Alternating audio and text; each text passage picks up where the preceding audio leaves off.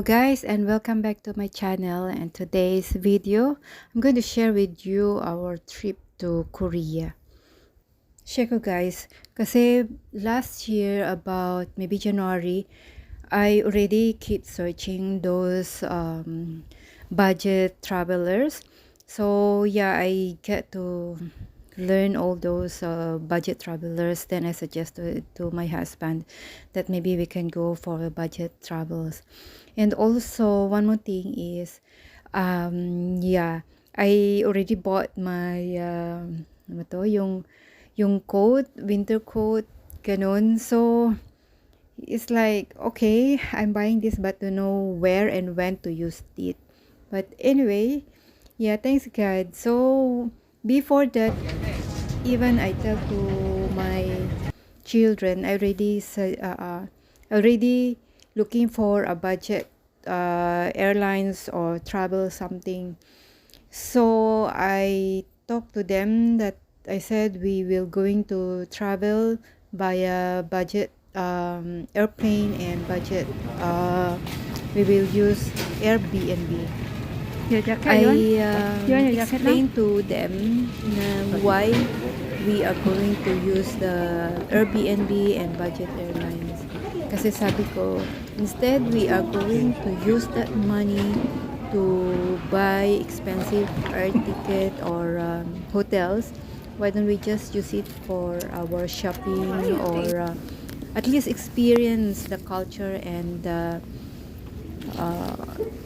the culture and the food. So we end up they agree, and yeah, and then when I said let's go to Korea, we just grab our computer and I search for budget airline. So lo and behold, I get this T-Way airlines that is very affordable for us travelers, four of us, because it only cost about 1,007 to 1,008 for four of us, which is already to and fro. So it's like, is this what we want? And after that, we booked the ticket. That was, I think, October or early or end of September. We booked the air tickets, and then after we book, we do our Airbnb where we want to stay. The location, we search Google it, then if we think that is good, then we book our Airbnb places to stay. Yeah, so that's tips that I want to give it to you guys. If you want to travel, no need to be very expensive. You can just go for budget airlines. Okay, so now, okay guys, so now you see us here. Share ko din yung paglapag namin sa eroplano na syempre nakuha namin yung mga luggages. Nag-toilet kami. Ayun. Yung panganay ko, ayan, naiwan yung GoPro niya sa toilet. So, thanks God, kasi when they return to us the cleaner, whether they see any GoPro or somebody give lost and found, yan, pagbalik nila doon sa toilet, kasi actually nakalabas na kami ng immigration. So we are just pushing our luggages going out to the immigration. So kinausap namin yung guard that we left something inside the toilet. So yeah, they allowed them to go in with with my husband. So bumalik sila doon, hinanap yung nakita nila yung cleaner. Ayun, sabi may nakita nga siya, binigay naman yung GoPro doon sa aking anak. So while we are waiting, lakad-lakad kami dyan sa airport pa yan, sa Incheon, naghahanap kami ng makakainan. So habang naghahanap ng makakainan, nakita ng dalawa yung pintuan. Sabi, gusto nilang itry muna yung lamig. So talagang malamig siya kasi December kami pumunta doon. And naglaro muna sila sa labas, and after that, we look for our food. Kasi we reached there, I think about noon. Yeah, so we just eat our lunch over there, or lunch or breakfast at the airport. So, yun. So they enjoy their first experience cold winter country. Yeah, so we look for our food. We eat over here. I think we eat porridge. It's very nice. No, it's it's still airport. We haven't go out from that. Yeah, that's very nice. And this is the airport food. So while we are waiting, take picture muna. Yeah. And so after we eat our lunch, we go out, headed to buy our so ayan po, palabas po yan ng airport. Kasi connected din yung mga MRT station. So we walk, kasi first time din namin, we don't know where to go. And we see this T-Money card. It's like the EasyLink card, or so yun, kita nyo po, ang dami-daming ang map nila, talagang yung MRT map location is grabe. We are searching where is our station to go. Actually, we use MRT going to our Airbnb station, kung saan kami tutuloy. We decided to take the MRT station. Yeah. Kasi we said, let's try to take the MRT since it's our first time. So yeah, this is after we come out from there, my husband syempre bumili ng aming mga tickets before kasi we need that throughout our journey, kasi parang din lang naman siya yung EasyLink card that you can use all your travels, can use to bus, can use even to the taxi. So far we didn't use that to magbayad na sa taxi. Okay, so that's the inside. My youngest deciding whether she want to take that plane or want to get the yung may mga cute printed T-Money card.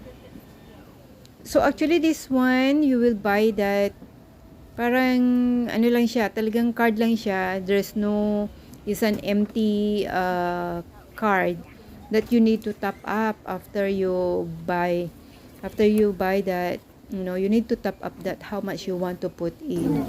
So just roughly how much you want, then you go ahead to top up. Yeah.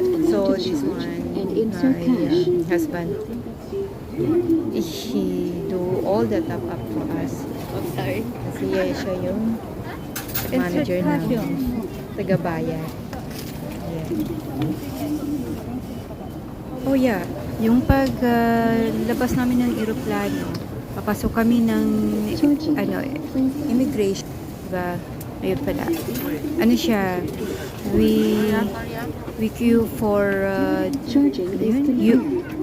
Q code, yung quarantine code, yun kailangan yun doon sa Korea nung December. So I'm not sure kung kailangan pa yun ngayon. So Q code and KATA. KATA for us, we need that because we no need the visa travelers going to Korea. So the Q code, actually, yun, my husband applied for that before our flight. Before we leave the house. Yeah, Kelvin, I told him to apply. So it's only about 30 minutes. We got our Q code to Korea. It's very fast for us, and even the KATA, it's very fast that we get our parang ano siya, visa to entry. So hindi siya yung it's like yung kailangan namin yun. Yun ang kailangan namin yun as a Singapore. I think go inside Yeah. there. So now we are looking for the train. Diba? Naghahanap pa kami ng train kung saan bababa. While other people is really running, jumping, running to the MRT station. Ayan, nakuha na namin. Kaya picture na muna. Ayan na po, nasa train na kami. I think we transfer 2 or 3 interchange just to reach to our place in Annam station, because that's where we that's our Airbnb located. And actually on that day, it's very very cold. Talagang, because it's our first time, so we can't we reach our the Annam station, then we go again for the toilet. This is the vending machine inside the station while we are waiting for the two. This the station going out, and it's very cold for us kasi it's our first time to experience that. So this is the road, and going there, actually, nadulas na ako sa snow first time. Bagsak ako doon sa snow kasi grabe. Yan, ito yung aming Airbnb na inupahan namin. Bali, mura lang siya. I think it's only about $50 per night. So, talagang in-name namin na we go for a budget station. Okay? So, I check everything. And last thing, I check all the rooms. It's room tours or house tours in where we stayed. And one thing I forgot to check is our two girls window.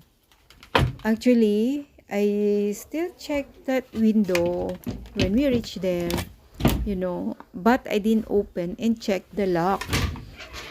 So the following day morning na, I checked the window. Oh, you know what? It's open. The lock is open. I even seeing that is closed, but actually the lock is open.